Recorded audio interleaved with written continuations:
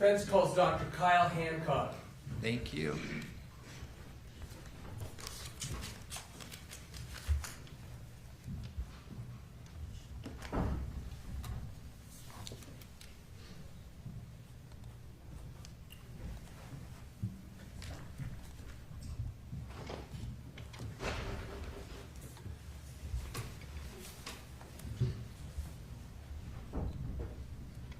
Good morning. Please come forward. Come up here near the clerk and we'll get you sworn in. You do solemnly swear the testimony you shall give in the case now before the court will be the truth, the whole truth, and nothing but the truth, so help you God. Yes. Thank you. Come on up and have a seat.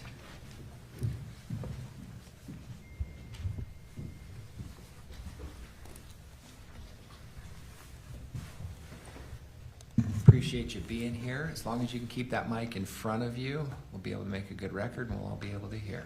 Thank you, Your Honor. Counsel. Thank you, Your Honor. Good morning, Dr. Hancock. Good morning. I'm going to ask what every witness has to be asked, which is for you to state and spell your name. Kyle Hancock, Hancock. Dr. Hancock, what do you do for a living? I am a licensed psychologist. I provide both clinical and forensic psychological services. How long have you done that? I've been licensed since the spring of 2010. And so, do you, let's get a little bit of a background on how you get to the point where you get licensed for clinical psychology and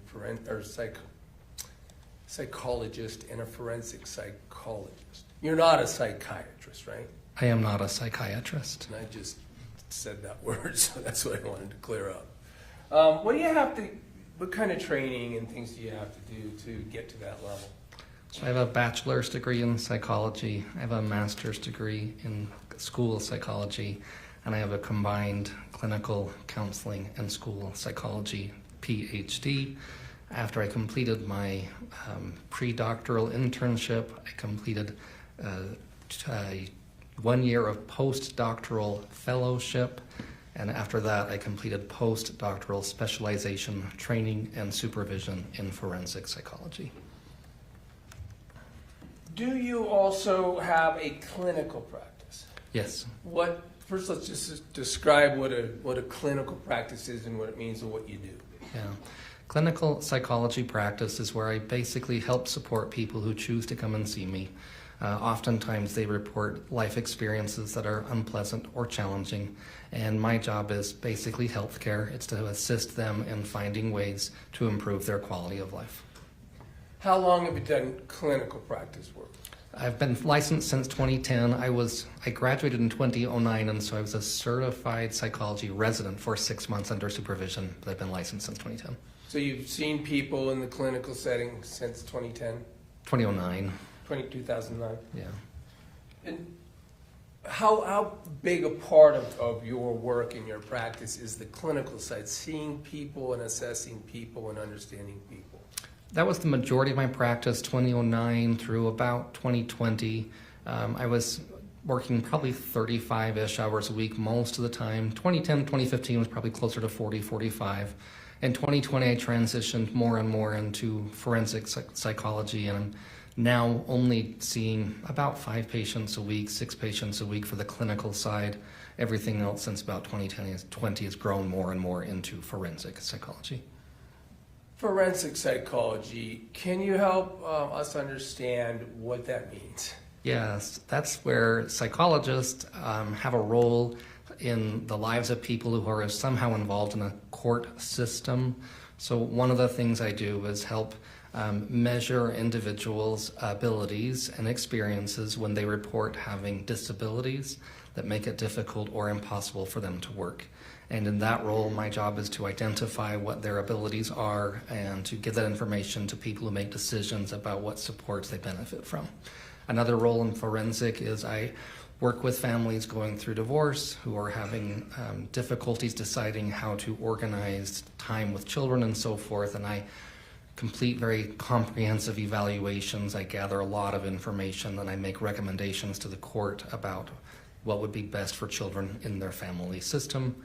And another thing that I do is I work with people who are going through a legal process, either on the criminal side or the civil side, and I consult or provide expert testimony so that jurors or other finders of fact may have some information from my science that they may or may not find helpful as they consider the facts of a case. In that regard, if I heard you right, you've been involved in the court process through a variety of kinds of lawsuits. Is that right? Yes, I started that in 2012 and it just got bigger and bigger. I think you said civil. Some are non-criminal court cases like divorce and custody and such. Yes. You're involved. Have you been involved in your work in the criminal justice system? Yes. Have you been an expert witness? Yes. How many times? On average, I'm an expert probably 2 times a month, give or take, throughout a year. Now, some of your work in the criminal justice expert witness realm work in consultation that does not ultimately involve you testifying in court? Yes. And then sometimes you come and testify and you describe why and what information you may be called upon to give to a jury. Let's just talk about testifying. I mean, how often and how much have you testified to educate jurors?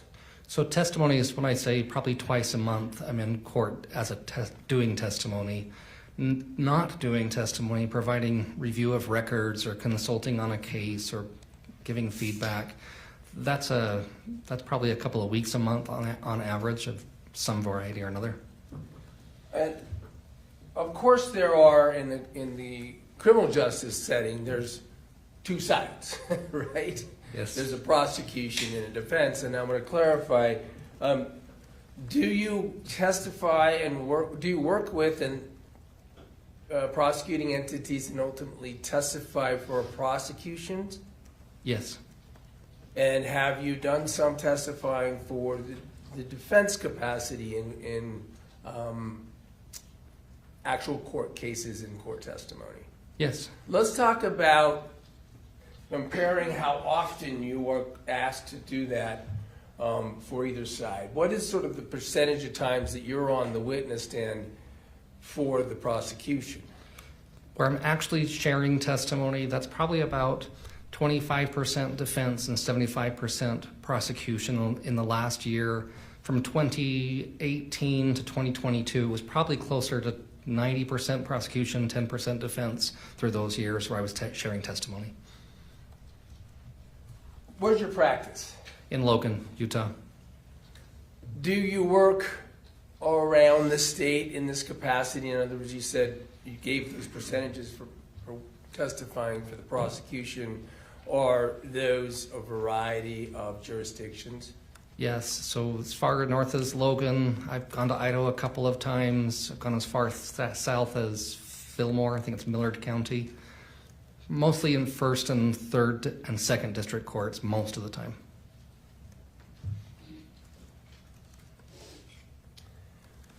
Let's get to what I've asked you to do.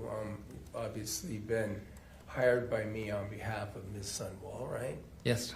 And I asked you in the capacity that you just described to do your best to assess, you may have to repeat it, but assess the sorts of information that you may consult on with the facts and persons involved in the present case.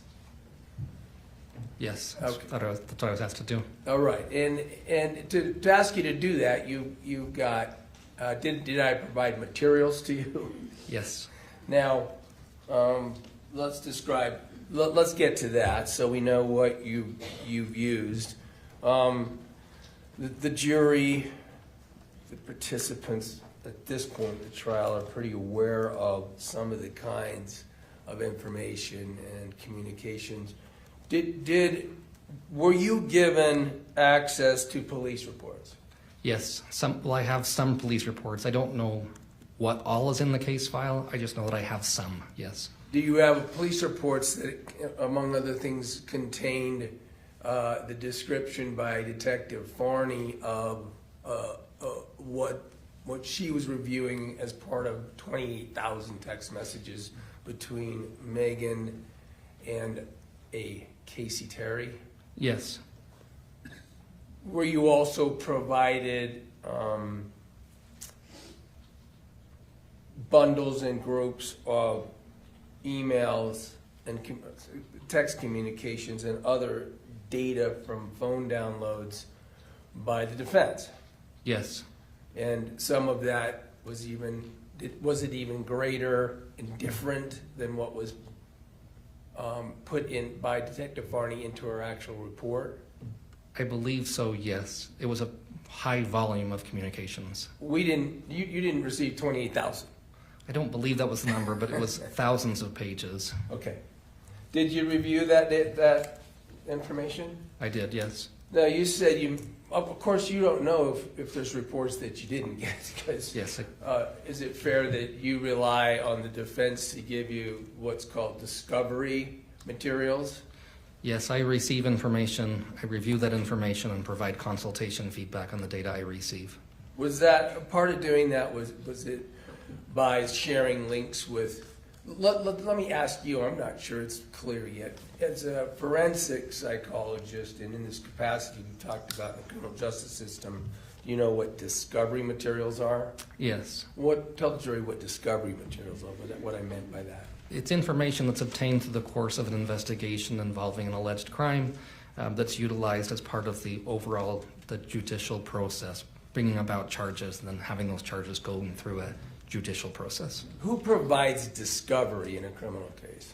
The investigators, so typically the prosecution's service team. So the prosecution gives the discovery, and then were you provided these materials, these thousands of pages, by means of even links to platforms like OneDrive that we use? Yes. And you said that included police reports, including did it include a 444-page report that was prepared by Detective Varney? Yes. It's 400 and something pages, so I'm assuming that's the one. Okay. Did you also receive some transcripts from prior court proceeding? Yes, I did. Did you receive, we talked about communications that were collected and presented in the discovery that were between Casey Terry and Meggan Sundwall. But did you also receive communications that were pulled off of electronic devices, for instance, between these two, Meggan and Casey, and other individuals? For instance, let's just focus on Casey for a minute, between she and other individuals that were on the phone? Yes, I reviewed communications between Ms. Terry and other individuals. For clarification and knowing what you used and looked at to render some of the information you're going to give about this case today, did you look at communications with Lee Randall? Yes. Renee Randall? Yes. Between, for instance, Casey Terry and Michelle Tingy? Yes. Well, I do this, I just gave those names because the jury's actually heard those two testify, that being Lee and Renee. Do you understand those to be Meggan Sundwall's parents? That's my understanding, yes. Then Michelle Tingy, I don't know that we've heard much about her. Did you understand her to be a friend of Casey Terry's? Yes. And so you were able to see some of the way Casey Terry communicated with Michelle Tingy? Yes. How about Christian Clements? Yes. I don't think we've heard much in this trial yet about that. Was Christian Clements a friend of Casey Terry's, apparently? That's what the communications would indicate. Now, I think we have heard some things. Did those communications indicate to you that she was involved in drug transaction with Christian Clemens? That was what the communications would appear to indicate to me. There were frequent discussions about use of or acquisition of drugs or illegal substances. Then, how about Mark Farnsworth, communications that existed with a Mark Farnsworth? Yes. A Kaylin. Yes. And I think there's been some discussion here, but did you understand that to be Casey Terry's aunt? That's my understanding, yes. And then Kylie Clark. Yes. Kylie, you understood to be Casey Terry's sister? Yes. Did you look at some text information with a Casey Tanner? Yes. Do you understand Casey Tanner to be Casey Terry's sometimes husband? My understanding is they've previously been married and divorced, yes. There were, let me just go through for the interest of sort of time. Were there other people that you were able to that might be acquaintances or friends of Casey Terry's as well that you would review towards the ends of being able to give the information we're going to ask? There was also someone named Sue. There was reference to someone named, I believe the name on the communication was Liza Rue. And there may have been others. There's a Ty Wendell. Was Ty Wendell also someone sort of was in the loop with the Christian Clemens and that sort of? There was a reference to that person, if my memory is correct, in the communications I reviewed, yes. And last, a Kevin Story. Yes, I do remember that name. And did you understand from those communications that'd be another friend of Casey's? My understanding there were some kind of associates, friends of some variety, was what it appeared to be from the communications. Okay. You let me know if there's some materials that I haven't referenced yet that ultimately were part of, important to, or relevant to the work you did. But I'm going to move to that, move to some of the things. Were you asked to, in your capacity, review, investigate, and well, let's talk about this. Let me talk about it generally. Were you asked to contemplate the subject of suicide? Yes, I was asked to testify about my understanding of the science associated with people who choose to end their life by suicide or engage in suicidal behaviors. Then let's start with that general subject. Can you said choose to end their life or engage in behaviors related to that topic. Can you unpack suicide a little bit from your expert? And by the way, here's one thing I didn't do. Do you read and train yourself with studies? Yes, I review research articles designed to communicate information to professionals and scientists in my world. I don't enjoy doing research. I don't publish research. It's not my preference. However, I stay up to date regularly. In order to maintain my license, I have to complete 48 hours of formal education every 2 years, and every 2 years I must demonstrate specific education in the field of suicidology, is what we call it in my science. Suicidology. So, and you, by leaving out the fact that you use all these materials and stay up, are those peer-reviewed articles and research studies that you're talking about? Yes, I rely upon empirical articles from peer-reviewed journals. And I guess I'll ask you, what does peer-reviewed mean? So it means that a scientist conducts research. He submits or she submits that research paper to a journal, and then there are a group of additional scientists who do not know the author, and they review that author's work for, I don't want to say legitimacy, scientific rigor. How well was it performed? How well was it designed? Did it follow the appropriate standards of practice, etc.? And then that panel of scientists give information and feedback to the original author, who then gets to review the article and resubmit it. Almost always is the process. it's kind of a checks and balances to ensure the information being published would meet the appropriate scientific rigor to assist individuals who are looking for scientific information. Thank you. You're welcome. So we'll return now to, you already said you had actually, the training includes the subject you indicated of suicidology. Is there study and training and writing and empirical research on that? Yes, substantial amounts.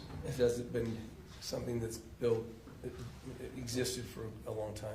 For decades, scientists have looked at the factors associated with life events and decision-making processes and feeling states and other variables that have been associated or linked in a scientific way to individuals who either end their lives by suicide or who attempt to end their lives by suicide or engage in behaviors that we call sometimes parasuicidal or quasi-suicidal behaviors.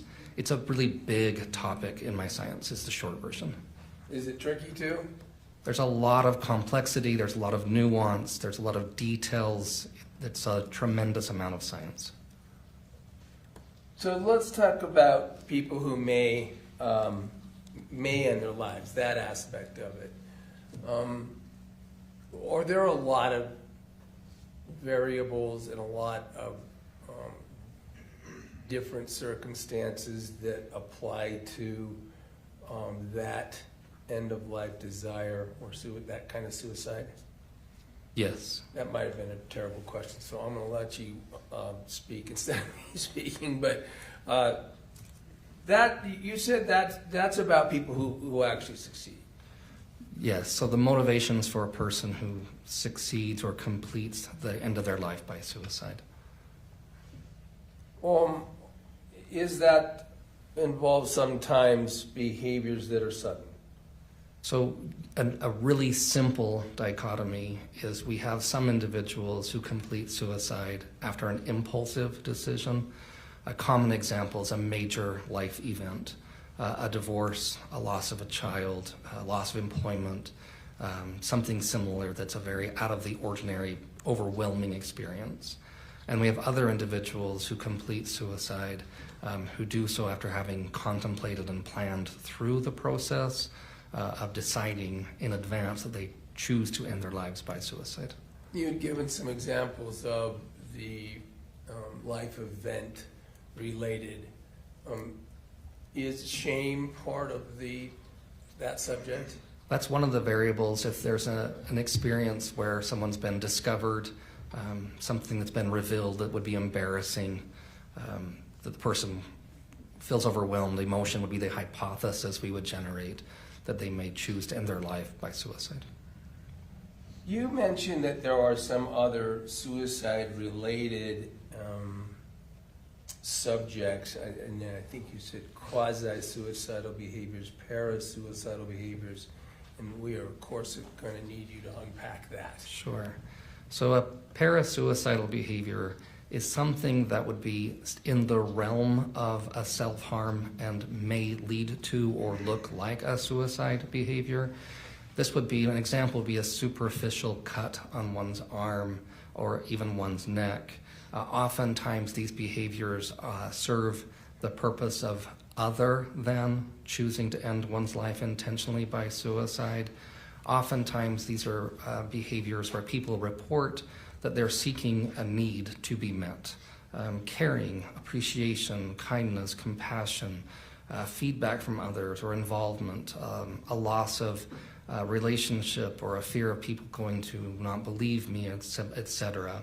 And so they engage in a behavior that's in the realm of harming oneself. However, it lacks the intent and it lacks the lethality, the means necessary to end one's life. And that's parasuicidal behavior patterns. So it's in the realm because it presents features but is not, if I understand you, in fact a person who's intending to ultimately end their life. Yes, and that's revealed both with the behavior itself, that is in the nature of the behavior. A specific example is very, very few people end their life by using a knife to open an artery. And when they do, there's a very specific pattern involved. And when people engage in parasuicidal behavior, they often will use a knife to create superficial cuts in a way that is almost impossible to end one's life. Does that behavior also sometimes include like ingestion of drugs or things like that? Yes, so especially among females, the research indicates quite clearly that a person may take a substance, a medication of some variety, that would create an adverse effect like nausea or dizziness or even potentially loss of consciousness. And in other situations, it can be a non-lethal. I've had people come to me and we've read research articles about people who take an excessive amount of one particular medication that would not result in the loss of life. I think quasi-suicidal was the next sort of subject on this point. So this is a step closer, so to speak, toward a behavior that would actually be sufficiently lethal to end one's life. So rather than a superficial cut going the wrong direction, so to speak, this would be a deeper cut requiring stitches going the correct direction. This would be, an example would be a person who, in one research study that I read, and in another personal experience in my practice, would present a set of circumstances in which the appearance of death by hanging was imminent, but would have safeguards in place to ensure discovery of the behavior. So an example might be the individual would create the news, the system already, so to speak, or have the appearance of being ready and standing on a chair 5 minutes before someone's going to come home. And again, the danger here is that individuals engaged in this quasi-suicidal behavior typically are not, well, the research tells us they're not typically motivated to end their lives. They're typically motivated by other variables, but the behavior itself poses a much greater risk of lethality because the method they're using, if not intervened or managed appropriately, could result in the loss of life. Another example would be a person who overdoses on a medication cocktail that would be either sufficiently lethal or very nearly lethal, but does so in the presence of another person. I've had experiences where a person, for example, came into the kitchen and in front of a spouse or another adult living roommate consumes medication with a very high prediction that the other individual will intervene and will rescue the person. So they are presenting much more dangerous and lethal features, but they still, if I understand you, are not actually intending to end their life. That's what the research tells us, that these individuals who survive these attempts describe experiences, and again it ranges, but oftentimes it's overwhelming emotions, it's difficult life circumstances, and they're typically seeking a motivation or an outcome other than the loss of their life, the intentional loss of their life. Would it be fair to say when we're in that quasi-category then that their intent is to present the most lethal seeming circumstances to convince the other or others that it's real? Yes. So the way the science would describe it is these are individuals who are coping with something so powerful that they're resorting to coping strategies that are clearly, from a healthy perspective, dangerous and problematic. However, when people feel that much overwhelmed and their life circumstances can become so painful and powerful, we as humans, we behave in ways that are irrational. We behave in ways that are mostly fueled by our feeling state rather than a logical, analytical process evaluating what is best for us. And so when people have these kinds of life events and these kinds of emotion, and it can be not just an in-the-moment experience, it can be a cumulative experience, things that have been happening for a very long time, then they tend to engage in ways that are out of the ordinary. We do things when we have big emotions, all of us, that we later look at and think, why did I do that?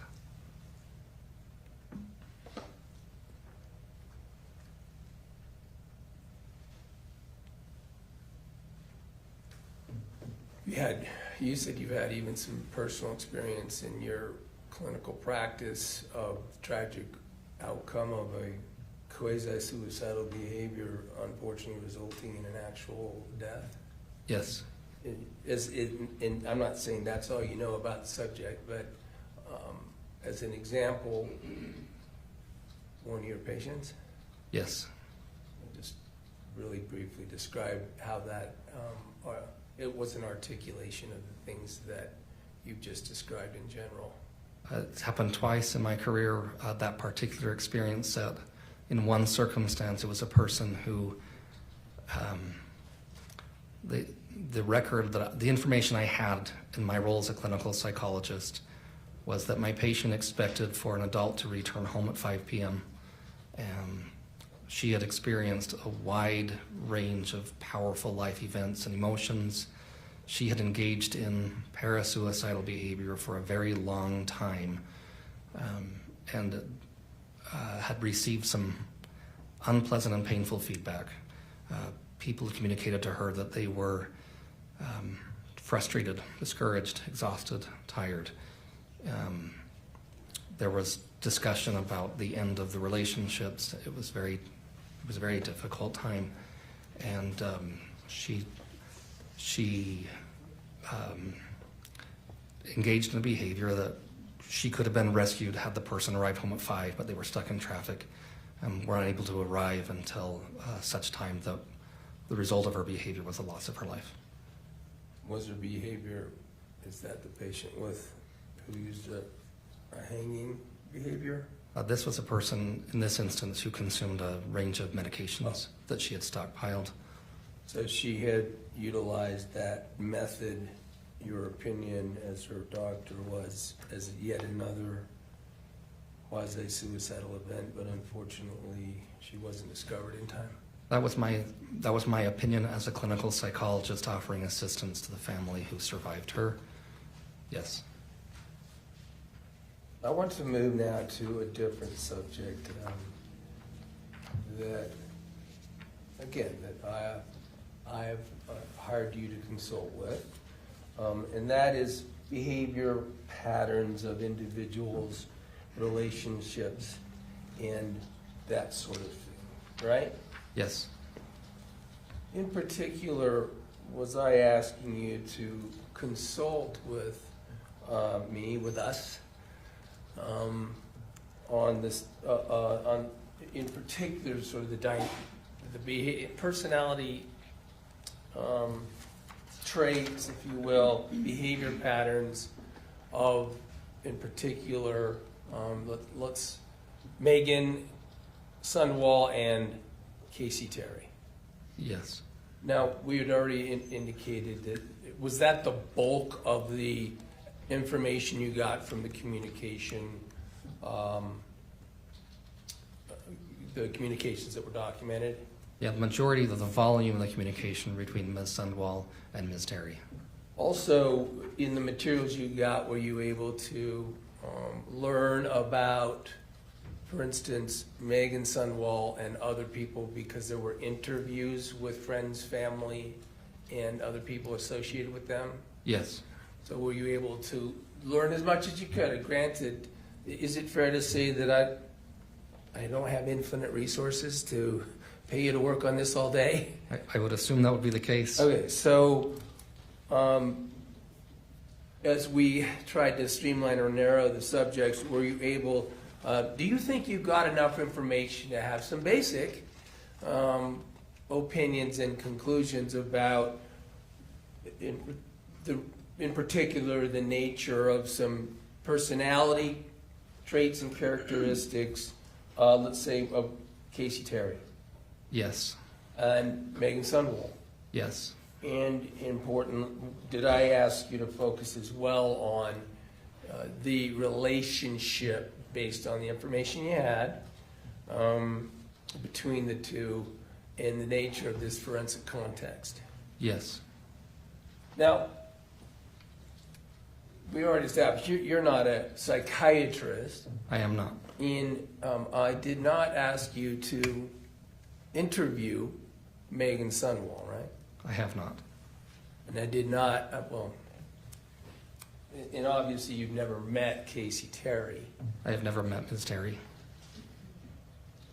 And so, in fairness, are you relying on the materials and written information and information given to you by the defense to render your opinions and conclusions? Yes.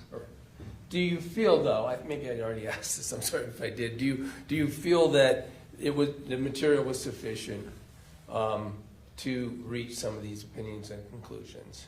I believe I can formulate opinions based upon the observations of the behavior. It's written communication. In my world, we still think of this as behavior. That helps me identify patterns of relating with people, patterns of, we call them personality traits or characteristics that took place over time and across different relationships, yes. What did you describe some of the things that you observed in that regard about Casey Terry? One of the things that stood out was that Ms. Terry's communications very frequently presented what in my science we would think of as crisis cries or crisis communications.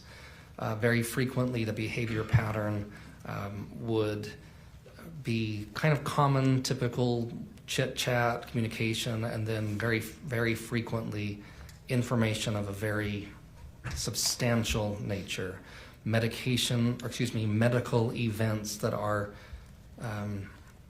really hard, painful to hear. Like, for example, communication of cancer diagnoses or broken bones or in several instances, modifications or enhancement, so to speak, of a previous diagnosis, involvement with very different patterns of interest depending on the person with whom she was interacting. It was very frequent that with interactions specifically with person A, for example, specifically with Ms. Sundwall, her communication patterns were starkly different from her communication patterns with Ms. Michelle Teamy, among others. And so one of the patterns I observed was Ms. Terry's communications indicated that she presented herself and her interests and her opinions in substantially and markedly different manners to different persons in her life. That very, very frequently, Ms. Terry's communications were contradictory between the parties with whom she was communicating, where she would communicate one set of information, again, just as an example, to Ms. Sundwall, and an entirely different set of communications to Ms. Kylie Clark, as an example. And I'm going to introduce the word splitting and then ask you what that means to you or your science.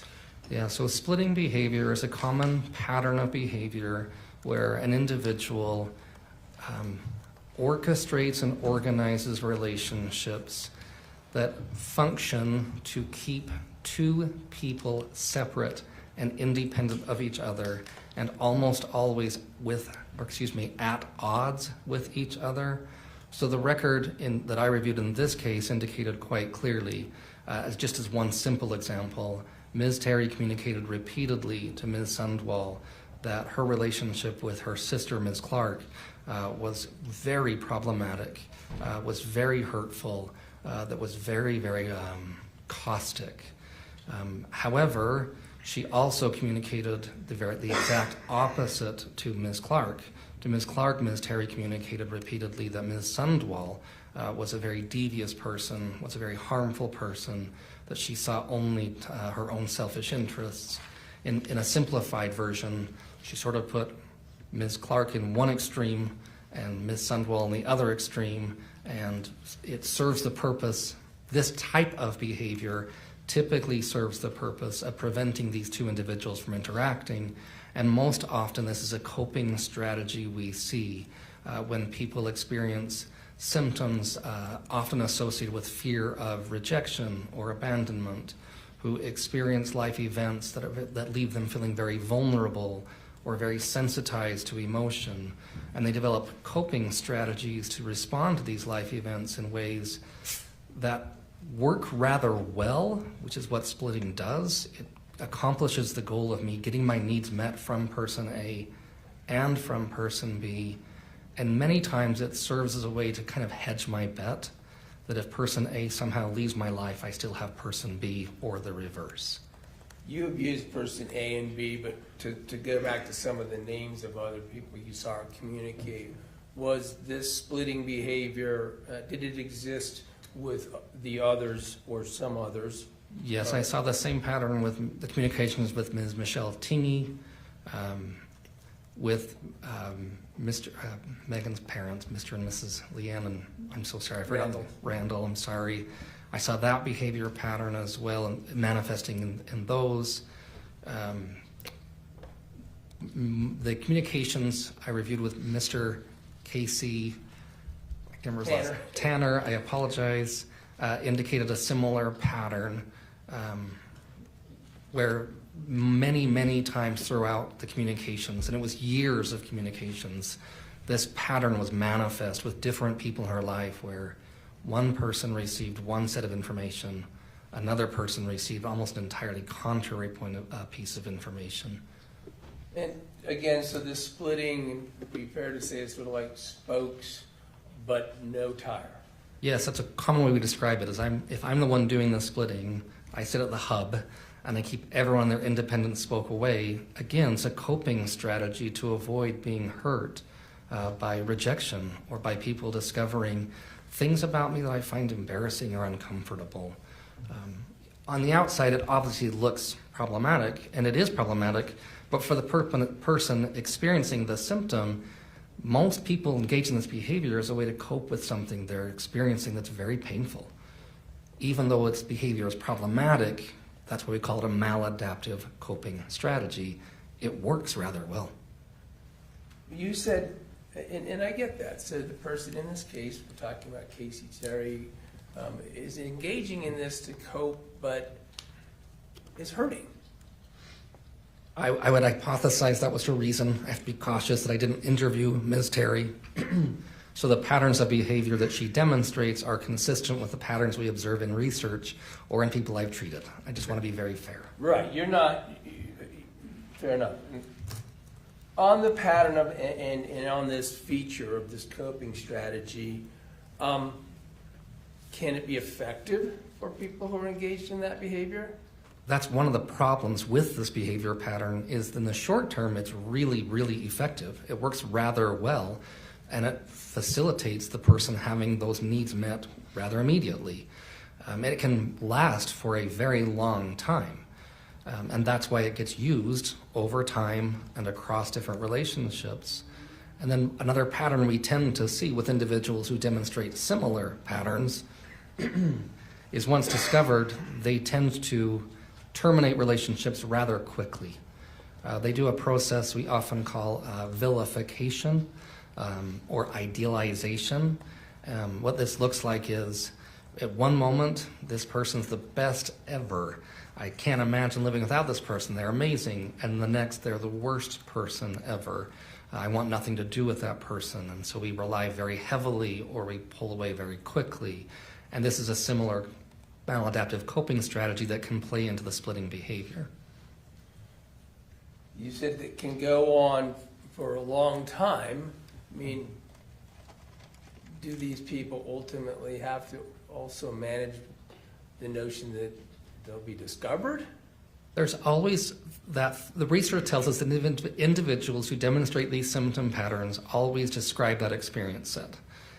However, most of the time, individuals with similar behavior patterns are so focused on the meeting of one's immediate needs, they have a tremendous amount of difficulty waiting and being patient and considering the long-term ramifications of their behaviors. So they get so focused metaphorically on what's here now in front of me that whatever might come later down the road, it will be dealt with at some point. It's not relevant nearly as much as what's happening now. And over the course of sort of maintain this coping strategy and this splitting, does the research suggest that sometimes it needs to be energized or sort of increased to maintain the effectiveness? very frequently. It's similar, we talked about the moving from a parasuicidal to a quasi-suicidal, that in order to maintain the experience of the relationship and the closeness of the relationship pattern, individuals with these types of symptom patterns will often up the ante, so to speak. They amplify the intensity or frequency or the length of their behavior patterns, because one of the primary factors is reducing the risk of losing a person in their life. Individuals that demonstrate these symptom patterns are often highly sensitive to the experience of someone not supporting them or believing them or caring about them in the way that they desire to be cared or believed in or looked after. And so most of their efforts are geared toward reducing the risk of loss. And so in order to do that, they will often go to great lengths. In this specific case, one of the things I noticed was that in the communications between Ms. Terry and Ms. Sundwall, much of her communication descriptions were associated with adhering to religious tenets and following a faith system devoutly. With her conversations with other individuals, it would be engaged in behavior that would be inconsistent, at least with my understanding of those religious tenets, using substances, seeking out substances, language that would be coarse by its nature and not typically consistent, at least with my understanding of those same religious beliefs. So as an example of using sort of one strategy with Ms. with Ms. Sundwall, and a very different strategy with individuals who are struggling with substance use behaviors. And that's very typical. Sometimes we call this being the social chameleon, where the individual modify their preferences, opinions, taste, ways of talking or dressing in order to increase their appeal to the person they're currently interacting with. Now, in order to be, to get this maladaptive need, satisfy this need, did people of this sort need to be effective? Do they need to be believed? Well, basically, yes, right? Because they're seeking to maintain their relationship at very high cost or with minimum understanding of or maybe appreciation for the cost associated with seeking to maintain that relationship. In a simple way, they want to be believed and trusted and loved. Is it then, as the relationships that feed this need in the different ways and get the attention,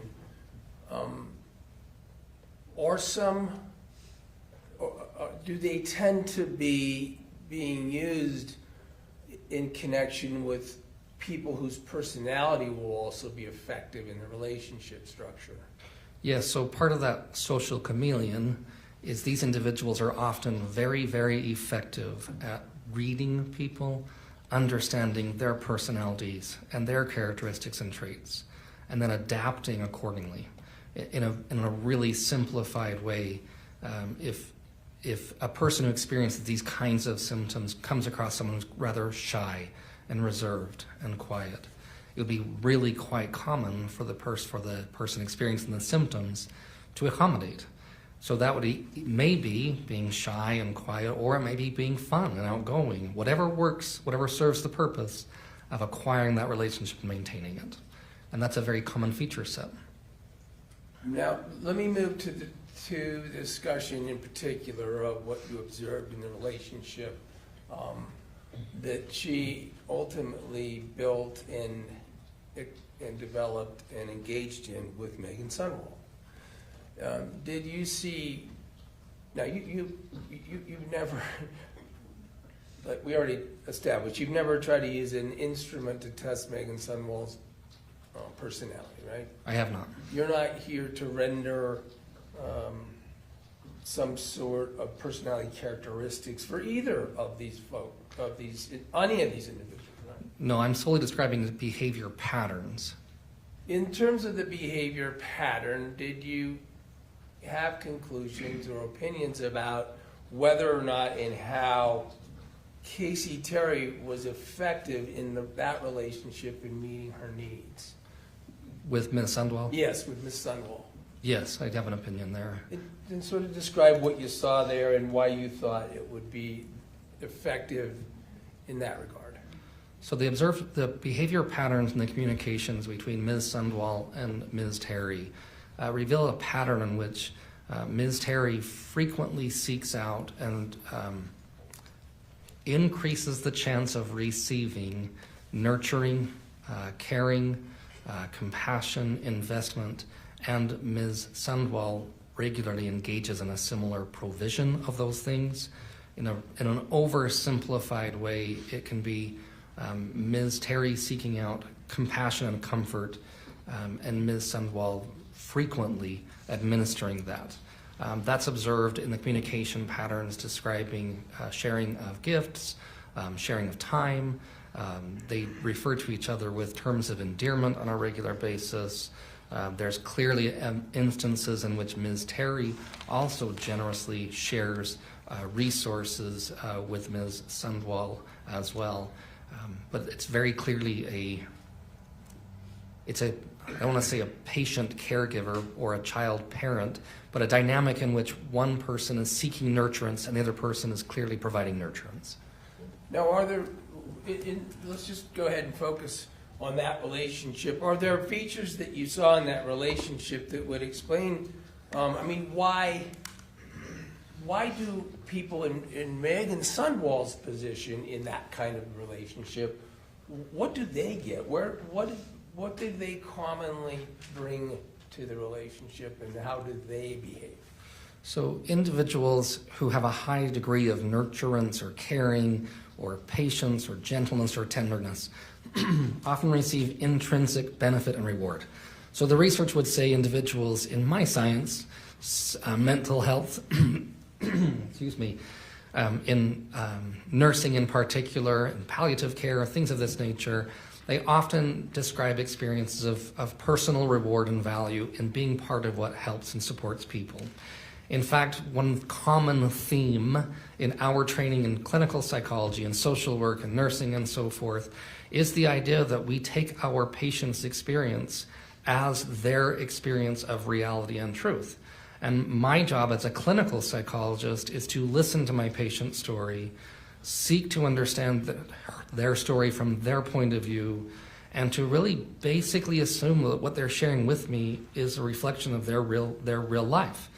I'm not an investigator, I'm not a fact finder, and it's quite rewarding to be a part of that relationship of seeing people grow and receiving feedback of being someone who's involved in supporting and assisting and helping. There's a lot of reward for people with those kinds of characteristics that comes from being involved. The other part of the pattern is that individuals who demonstrate symptoms similar to the ones I observed in Ms. Terry are very, very adept at giving that feedback and giving that information. One of the things I always tell my trainees is the moment your patient tells you the best thing ever, and there's never been a smarter therapist in the universe than you, is to really be careful with what we as the therapist do with that information. Because if we start to believe that, it impairs our capacity to engage in healthcare. That's why they do that behavior patterns, because it rewards us.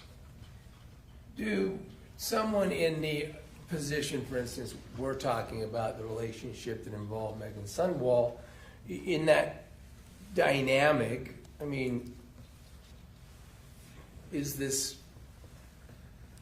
what do they do potentially with with behavior that might otherwise be contrary to their belief and their personality trait set? To describe that a bit. How do they act sometimes that might be contrary to what they're otherwise have as a personality and a value set? So an oversimplified version, I think about when I was dating my spouse and I was giddy in love, so to speak, and she could do nothing wrong. And we've been married for a little while now, and she's an imperfect and wonderful person. But in that state of emotion, my acknowledgement of common typical human experience was very shaped by my emotional experience. And when individuals are operating mostly by what they're feeling, we as humans don't do a great job of thinking thoroughly and clearly. And what that does with our behavior is it encourages us to not attend very well, not pay attention to, or even to dismiss indicators of, wait a minute, this is not what I normally do. A silly example I use is when my spouse and I were courting, we went to Cold Stone ice cream. We were in college, I had no money, but I bought her a Cold Stone ice cream cone, and we didn't buy another one for probably 20 years because I couldn't afford it. But at that time, I didn't behave according to my financial consciousness self. I was giddy in love. And so it's a metaphor for what most of us humans do. Now, the ultimate nature of this relationship in this case, including the culmination or the end of it, is quite serious. Do you agree that you saw some quite serious features of this behavior pattern and maladaptive behavior issue? The number, the frequency, the severity of the behavior patterns that I observed from Ms. Terry's communications would fall within the severe range of a person who demonstrated similar patterns who came to see me.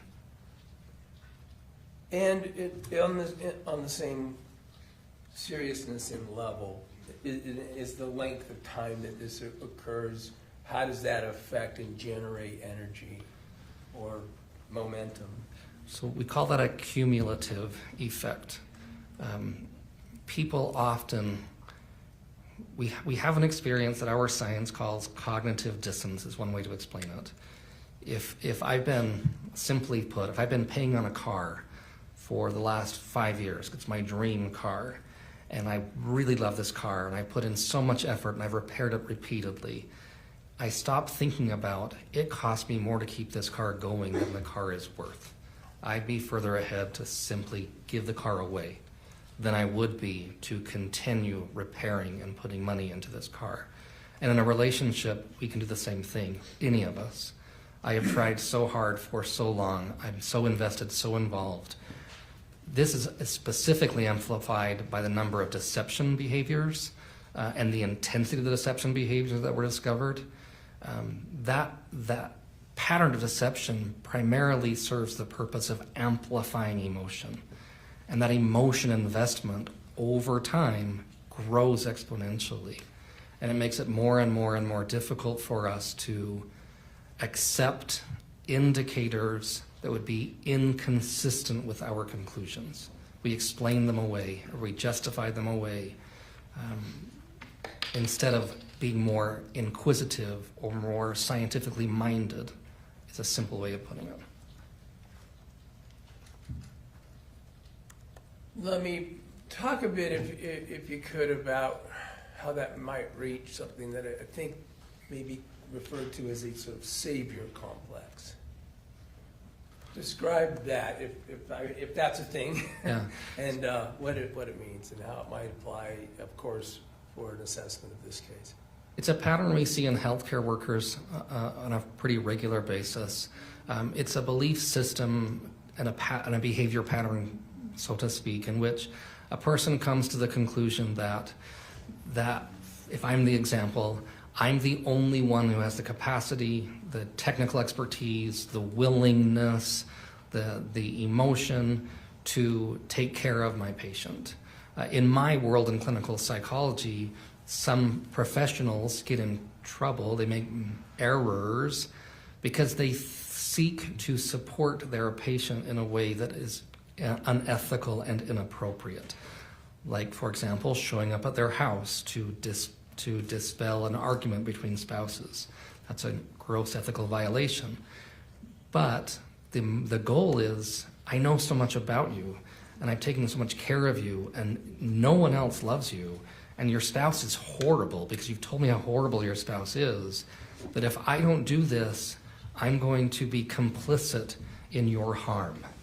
So the idea for individuals who have these kinds of belief systems is they engage in a behavior mostly fueled by the emotional conclusion that I'm here to take care of you and save you, and nobody else can. only me. I'm the only one capable. So not only must I take care of you, but if I fail to take care of you, then unfortunately I'm complicit in your harm. And that's very difficult for someone who's a caregiver. Now, in this particular case, the subject between these two individuals was less palliative and more confederate in the actual suicide aspect. Is that correct? That's my understanding from the communications. And how would that play? And that seems, talk about counterintuitive. How is it, this relationship and this desire to feel like I'm the only one that can be with you, how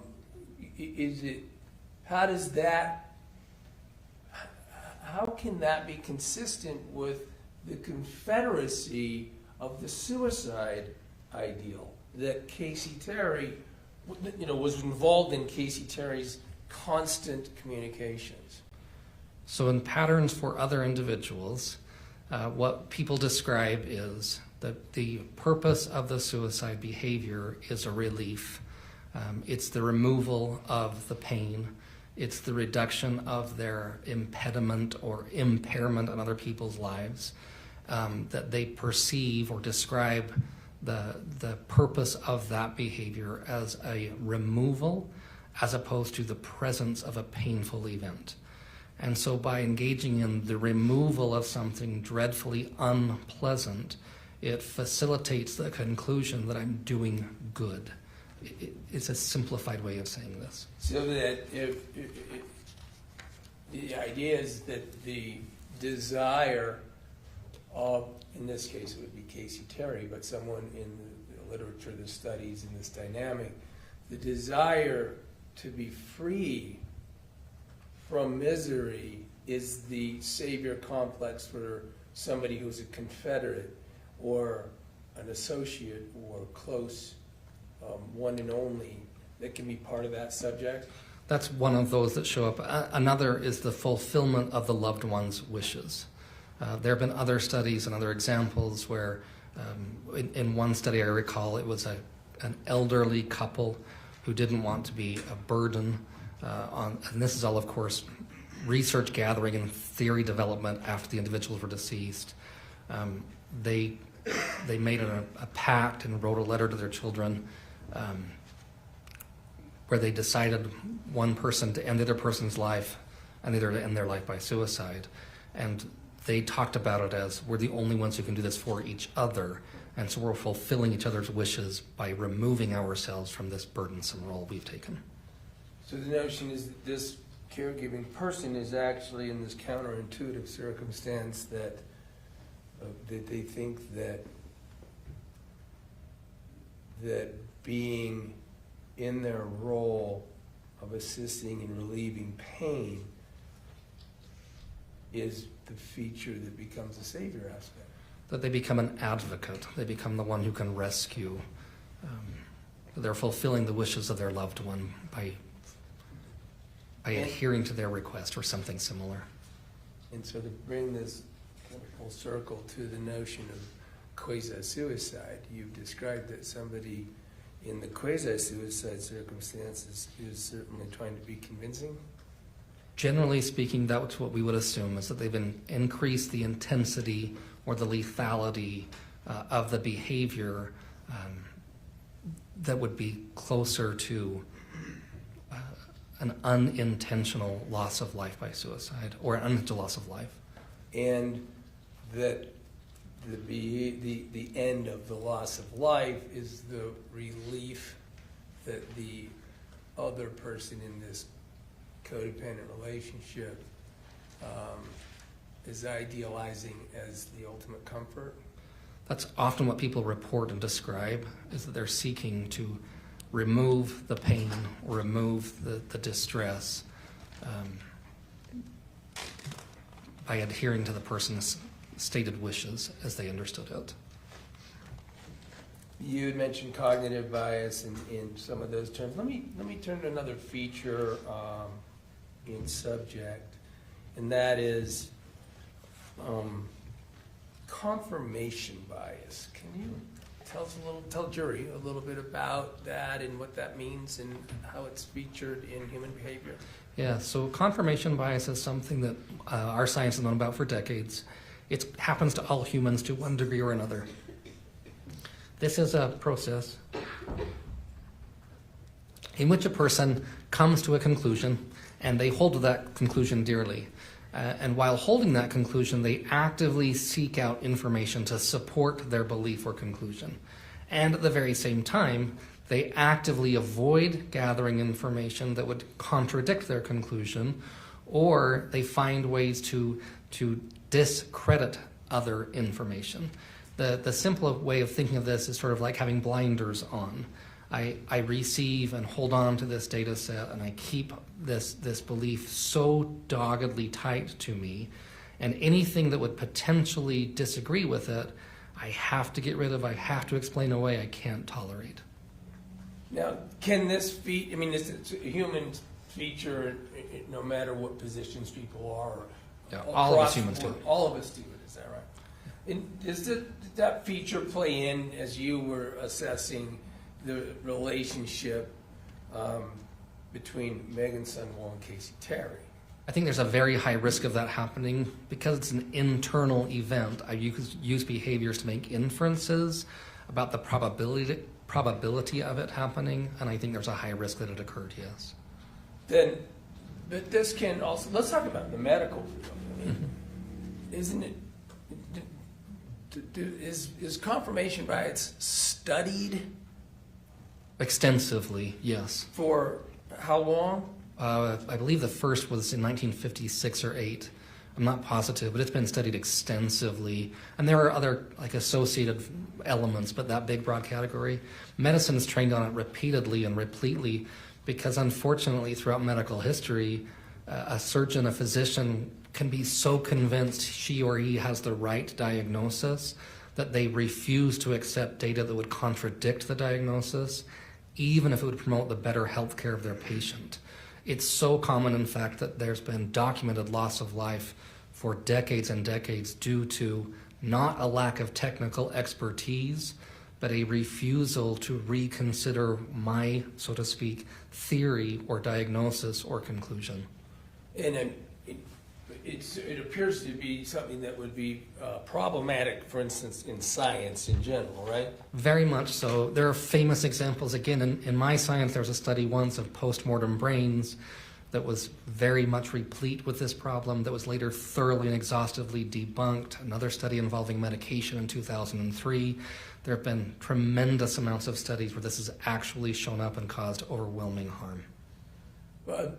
Is it correct that these studies have, the goal is to do it, you can, in science and in medicine, to identify it and minimize it. Is that fair? Yeah, so an example is in my role, I always keep a decision tree in front of me when I'm doing my evaluation cases, and I always intentionally make an hypothesis, a scientific guess, and I look for information to support that guess, and then I actively look for and ask colleagues about information that would contradict the conclusion I've come to, so that I'm reducing my risk of engaging in that bias, especially when my role involves making recommendations for vulnerable people.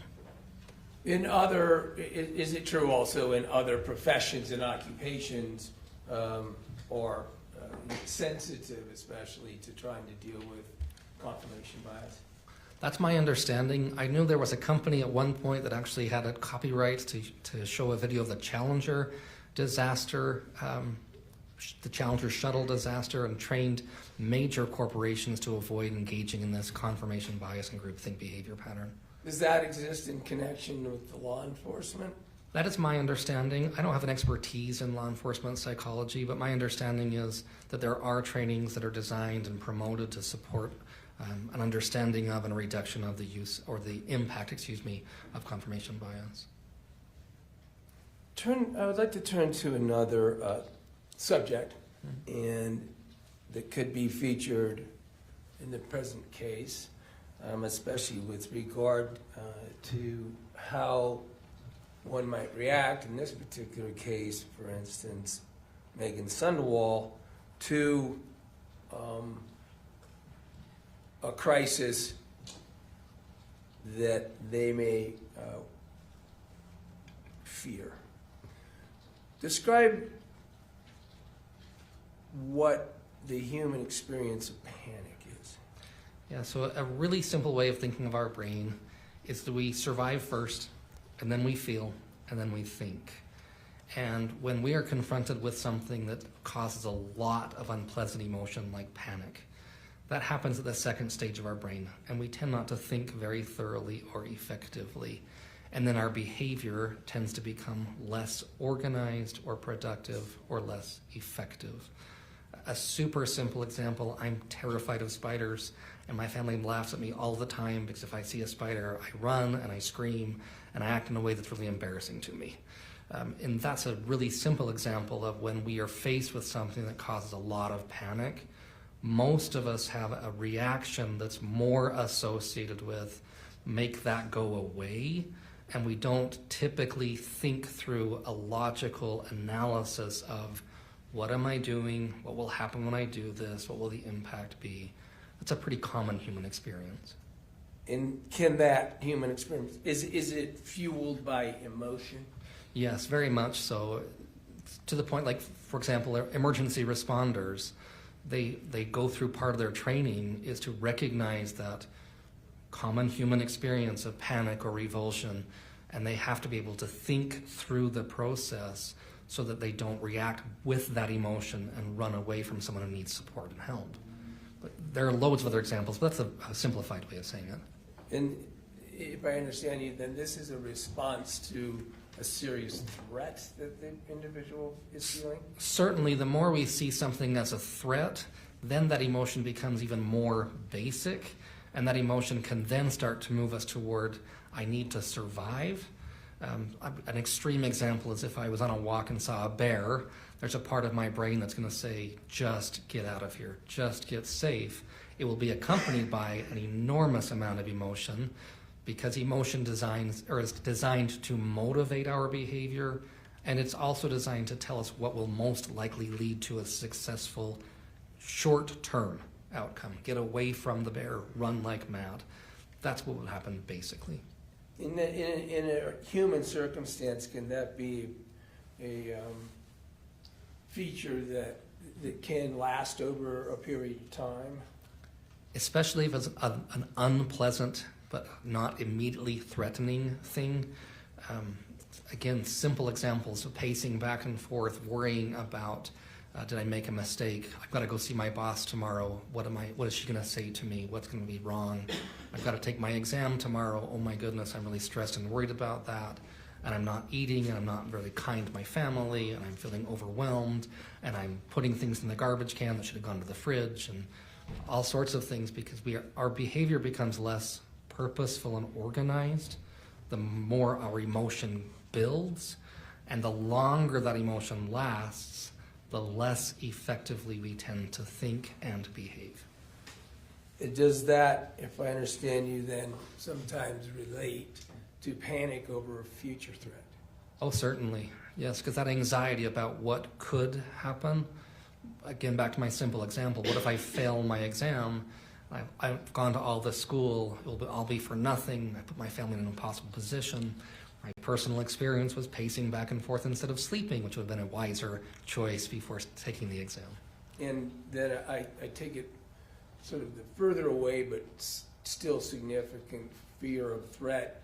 You're in the behavioral portion of your panic reaction because of the future threat, even if the future threat may be days, weeks away.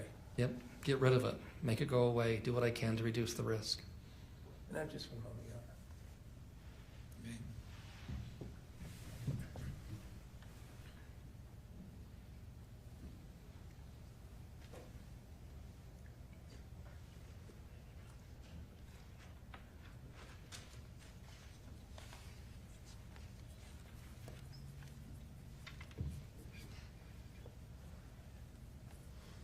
To come full circle, again, full circle on this case.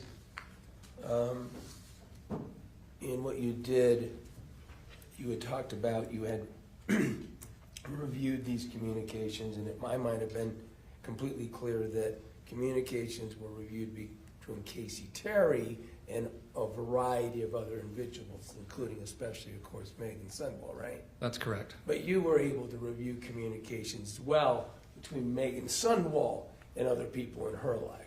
Yes, that's also correct. Thank you. Welcome. I have no further questions. Pass the witness. Thank you. State wish to cross. Yes, Excuse me. Sorry, Lauren. Oh, yes.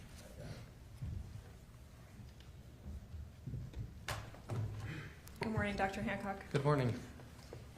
You and I have met before over Zoom. It's nice to did. meet you in person. Nice to meet you too.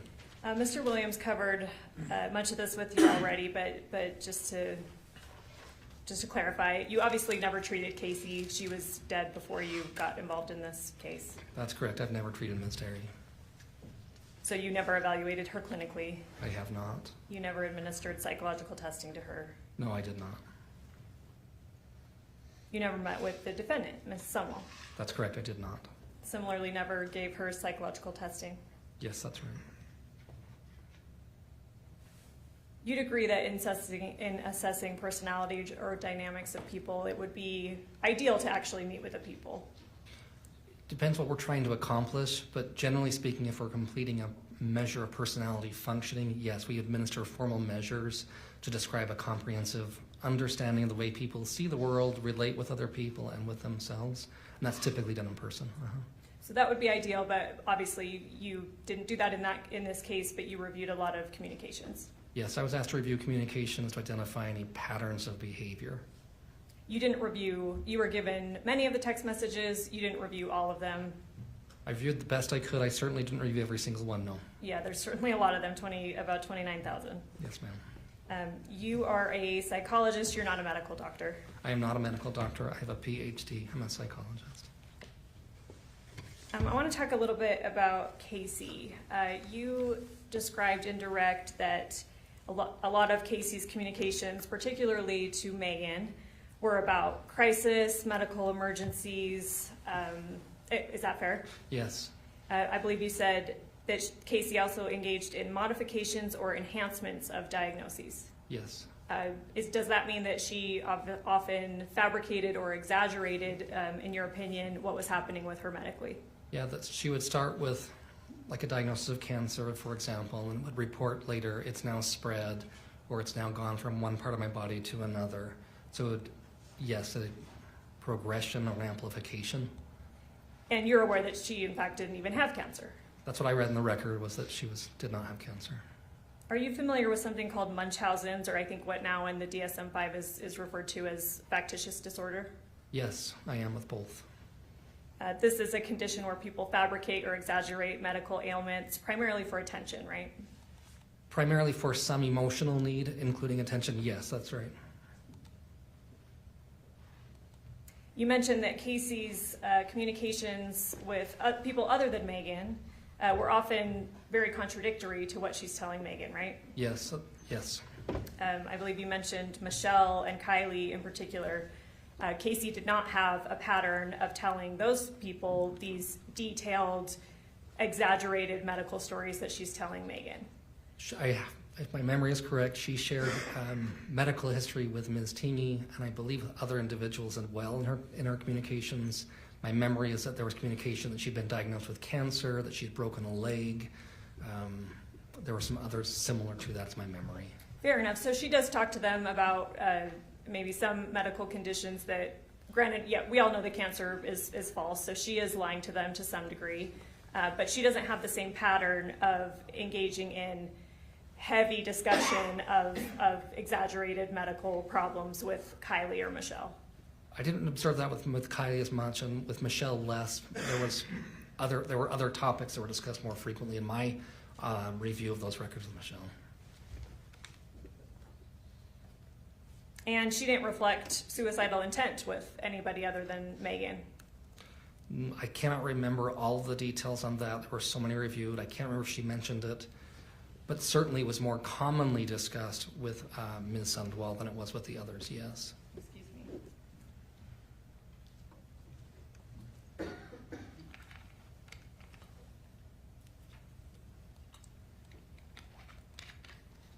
And you said that Casey's pattern is consistent with somebody that has a fear of rejection or abandonment. Yeah, so individuals who demonstrate similar patterns of behavior often have significant fears of rejection or abandonment. Consistent with Casey seeking attention. That's also an associated feature set. And you stated that this is a coping mechanism for people like Casey, people that demonstrate these patterns, that allows them to get their needs met through different people in different ways. Yes. You talked about Yes. splitting, Yes. and that's that concept, right? You're telling person A something, person B something different, because you stand to gain different things from either individual. Yes, in part. And you mentioned that a lot of what factors into this pattern is a desire to not lose a certain person in their lives, not lose a source of attention or comfort or care. That is one of the feature sets, yes. Would it be fair to say that your review then would be consistent that Casey's pattern is not wanting to lose Meggan in her life? I would say that the pattern would say she doesn't want to lose the role, the function, or the purpose of having people in her life, one of them being Ms. Sundwall, yes.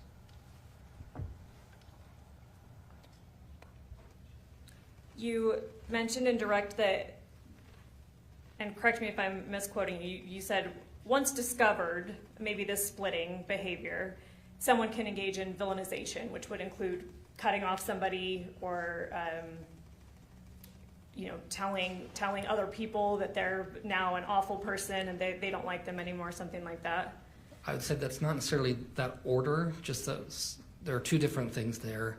Once discovered, people will often either go to great lengths to save a relationship and go to great lengths to salvage the relationship the best they can, or they kind of close up doors quickly and powerfully and come to a rather abrupt cessation of the relationship. And then we have this pattern of vilification or idealization. That's somewhat separate. That happens throughout for many individuals who demonstrate patterns of behavior similar to those I observed in the communication pattern from Ms. Terry.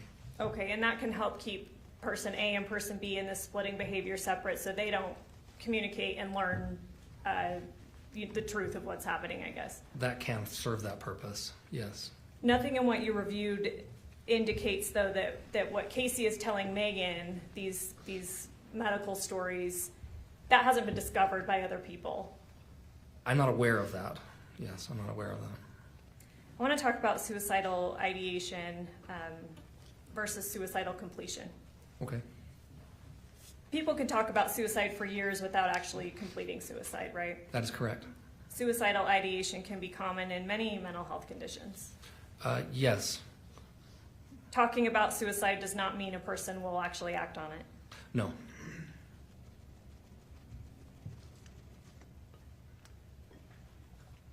Expressing dramatic or fluctuating intent can also be common when somebody's talking about suicide.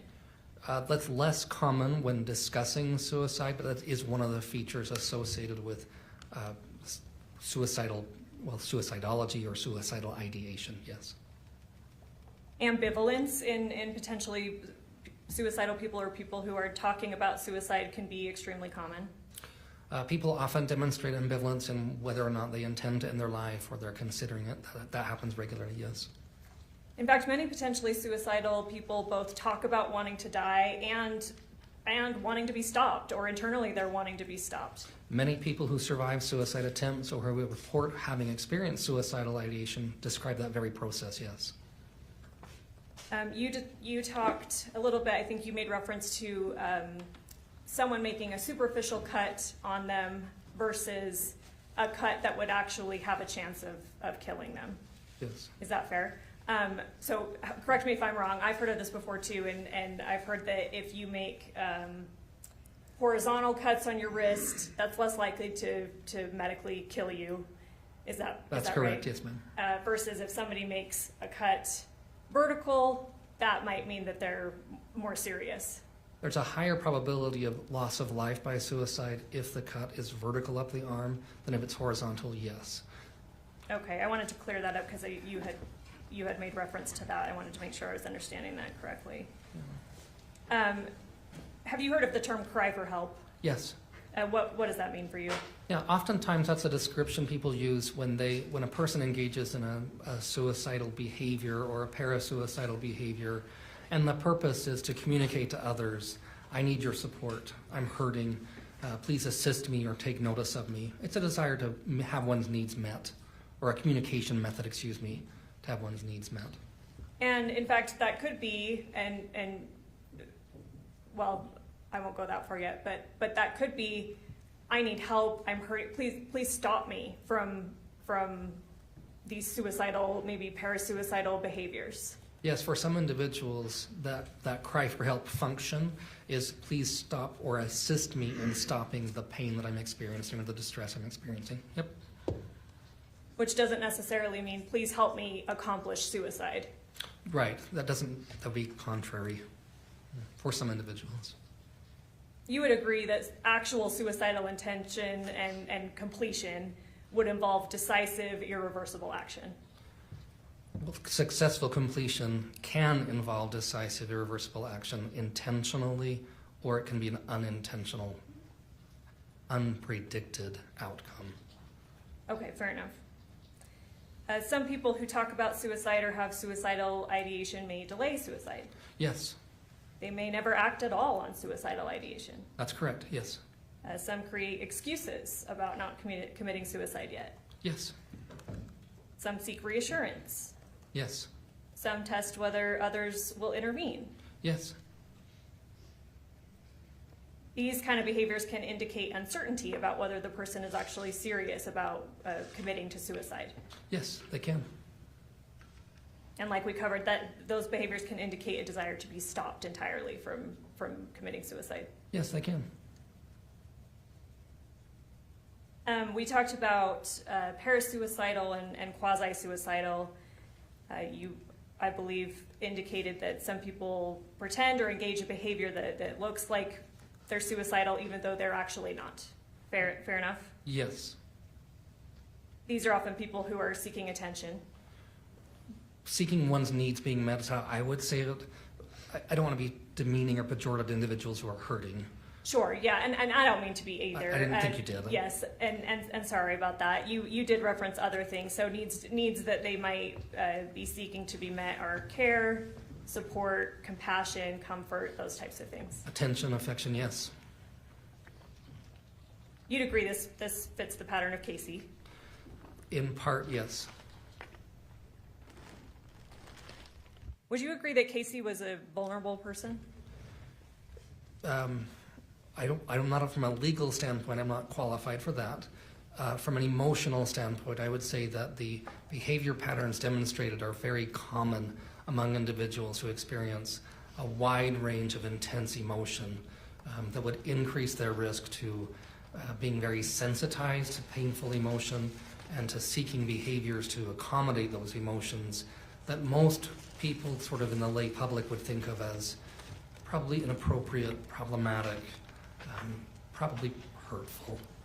And some people may take advantage of that kind of person. Yes, that's an increased risk. You talked about,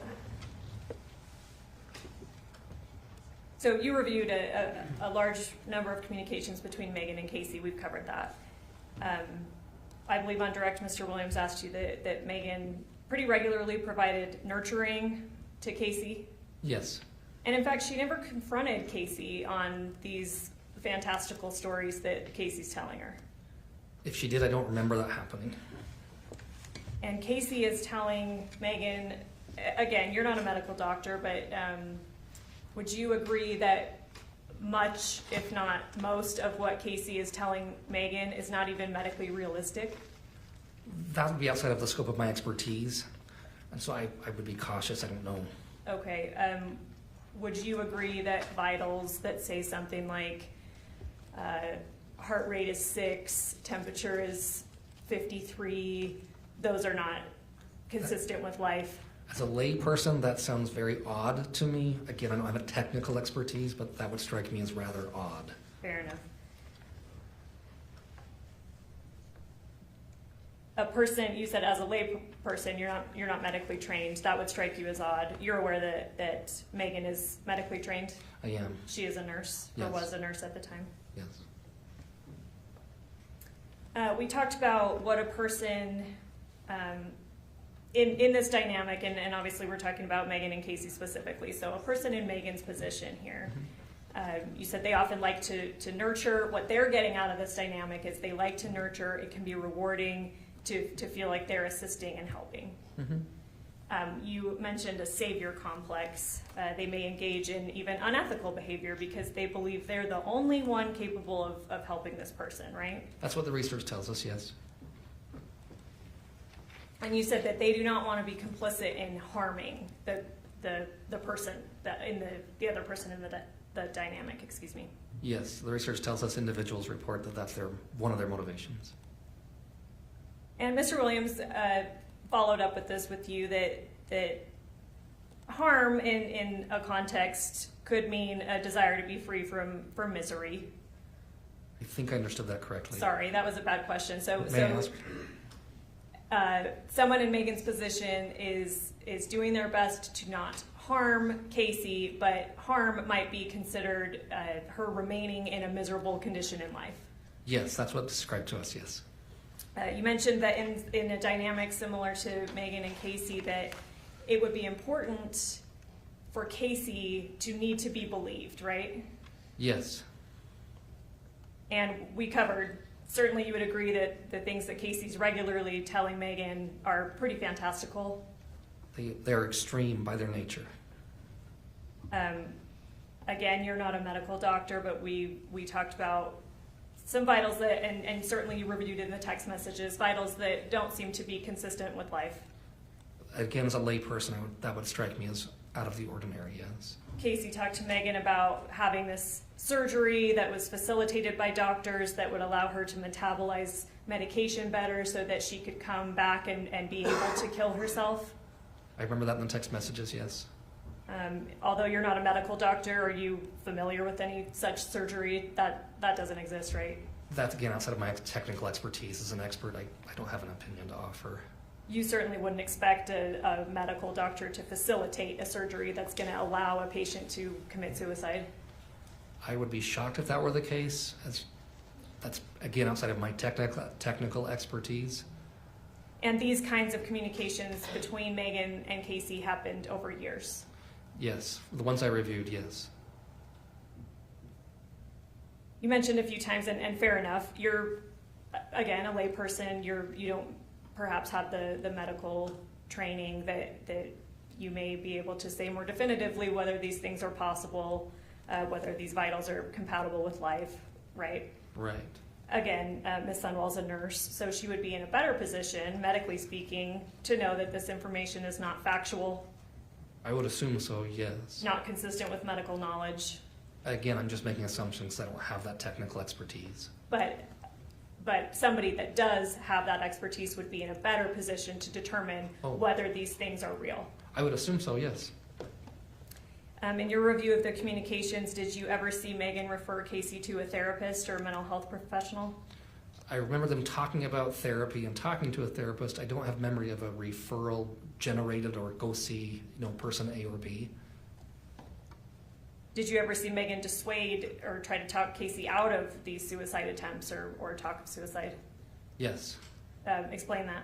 Yeah, questions like, is this what you want? What's important to you? With oftentimes the you, Y-O-U would being capitalized. Questions about what's important to you showed up on a regular basis as well. Did she ever say anything like, please don't commit suicide? If she did, I don't remember seeing that specifically. Please let's get some different kind of help for you? I don't recall seeing that specifically either. You mentioned that Casey was actually quite generous with Meggan. You mentioned a couple times that she gave her money, that she took her on trips, gave gifts. That's what's communicated in the text records, yes. So when we're talking about, again, in this dynamic, somebody in Meggan's position, we already covered that they can be motivated by this position of being able to offer somebody nurturing or care or affection, right? Yes. But certainly people in Meggan's positions could be motivated by something other than that. Absolutely. They might stand to gain gifts or money. Yes, absolutely. You talked about panic, and this puts someone in a situation where they're less likely to think through their actions. Generally speaking, yes. Less likely to be, I think you said, organized or purposeful, Yes, or take deliberate, thought-through steps. yes. Again, I'm sorry I keep asking you things. I'm aware, and it's been made evident that you're not a medical doctor. Are you familiar with the process of testing blood sugar with a glucometer? Only as a layperson observing my grandfather doing it, that's the extent of my knowledge. I guess describe what your knowledge is of that process. When I was a young person, my grandfather had diabetes and he would prick his finger. That's what I remember about him. And there are a number of steps with that, right? You have to prick your finger, put it on a strip, put it in a meter to read the sugar in the blood. That sounds familiar. Yeah, I remember him doing something with a little square white thing, and he'd have a blood spot in his finger and put a piece of paper on it. Yeah. Fair to say that that's a multi-process, deliberate event. That's my understanding, is it takes several steps, yes. You agree that it's exclusively the jury's job. You've testified. It's been made clear that you testified in many court cases. You'd agree that it's exclusively the jury's job and not yours to conclude whether this was a legitimate suicidal attempt. Absolutely, yes. I have no opinion to offer on that. And it's not your job to say whether it was something different like murder. Absolutely, yes. I have no opinion to offer on that. That's completely up to the jury. Entirely out of my hands and entirely these folks' decision. If I could show the witness what's already been admitted as State's Exhibit 137.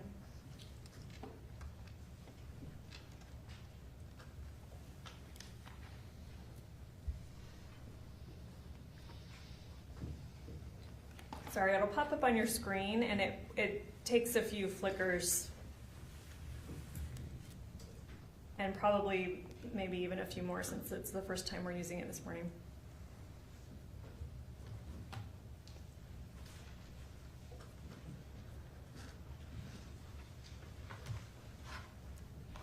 Let me know when you see that. I do see it. Well, I see something on my screen. I'm assuming that's what we're looking at. Take a look at that, and I know that you reviewed a voluminous amount of text in this case, but tell me if that's one that you recognize having reviewed. It is, yes. If we could, oh, that's been published, thank you. What date does this happen on? 8/12/2024, And what time? 9:45 a.m. And then the second one, 8/12/2024, what time? 9:47 a.m. Are you aware of the date that the events that we're talking about here happened on that led to Ms. Terry's death? Yes, Is August 12th. that's my understanding. It's August 12th, 2024, yes. And this last text says, do you want to take some promethazine when I get there so that you are asleep when this is happening? Yes, I see that. This is something that you reviewed. It is. I don't have anything further. Redirect. Very cool, Judge. Just a couple subjects that we just talked on this panic response and this notion of what people do in reaction to a threat. Is that right? Yes, commonly, and other things too, but yes. And I think you described it as it's driven by emotion and not necessarily cognitive rational thought. Yes, that's accurate. And I just want to address this notion of an organized or intentional activity in relation to this panic response. It doesn't mean that they might not be able to do tasks in relation to their panic. Right, people are still doing things when they feel panic most of the time. I mean, I guess it's theoretically possible for a person to say, I felt frozen, didn't move. Sure. But certainly possible to do things while feeling the feeling of panic, yes.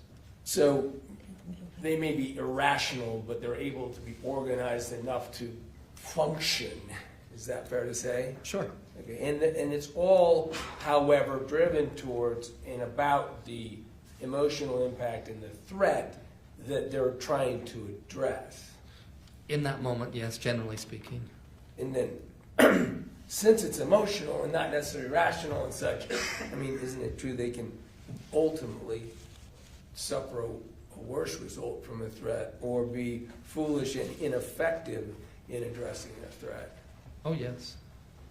On this question, repeatedly, Meggan Sundwall is addressing through these years, at times, addressing to Casey repeatedly, is this something you want, right? I reviewed that in the text communications, yes.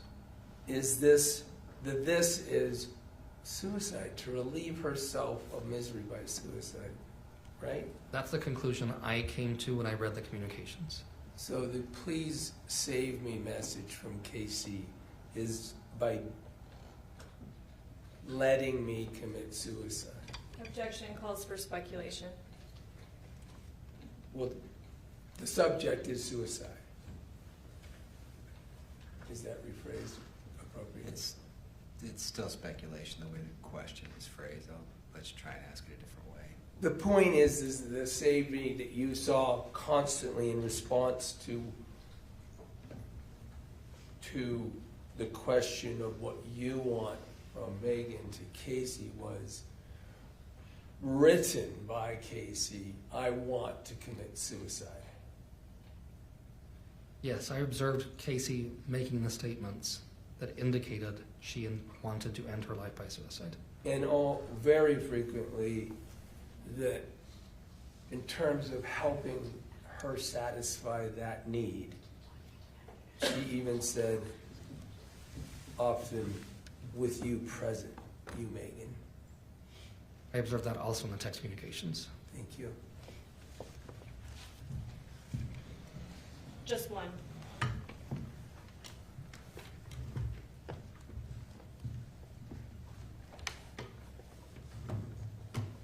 In your review of the communications, Casey is not necessarily inconsistent with what you described as parasuicidal or even quasi-suicidal individuals. In her communication, she described many patterns of behavior that are commonly found among individuals who engage in that behavior, and she described having engaged in those very behaviors herself. And again, those parasuicidal and quasi-suicidal is where some people pretend or maybe even take steps to look like suicide, but they don't intend it. Yes, that can be involved engaging in behaviors that are associated with a suicidal behavior or gesture without intending or without completion of the suicide event itself. And you mentioned that often they're seeking to get some need met, care, support, compassion, comfort, attention. That's often some of the motivating factors for that behavior pattern, yes. Okay, thank you so much. You're welcome. Anything else, Mr. Williams? No, thank you, Your Honor. Thank you. Can this witness step down? It's my request. Yes. Thanks for being here. Thank you, Your Honor. Feel free to step down.